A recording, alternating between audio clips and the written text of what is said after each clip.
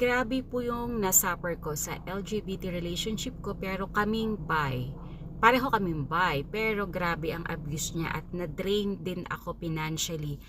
Totally broke po ako. I'm so sorry to hear that po, no?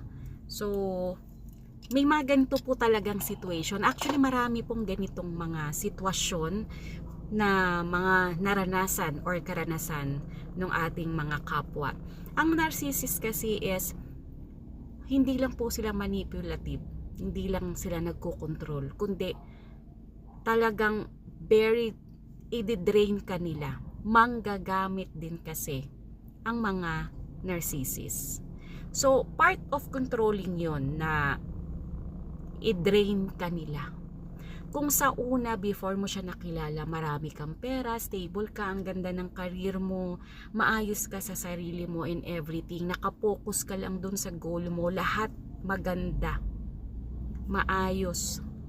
Nung pumasok na sa buhay mo si narcissist, dahil nga si narcissist ay lack of empathy, si narcissist ay wala yang gusto kundi sirain ka. Si narcissist hindi ka yan susuportahan para mag-grow ka or para ma-achieve mo kung ano man yung mga gusto mo sa buhay. No, hindi yan si narcissist. Gigibain ka, sisirain ka ni narcissist. Ikukontrol ka niya hanggang sa maubusan ka.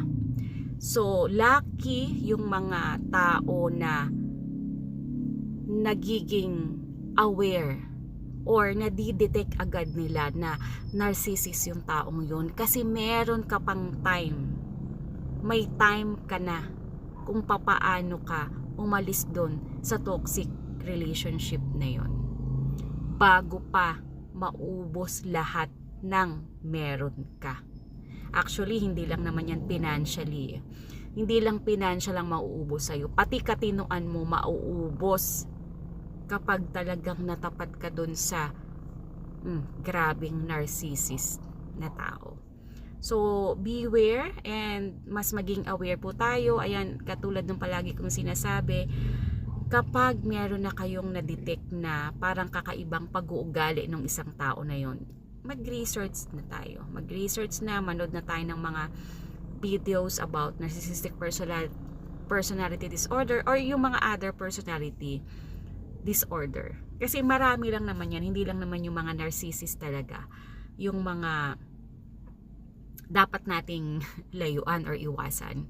Basta toxic na yung taong yun sa buhay natin,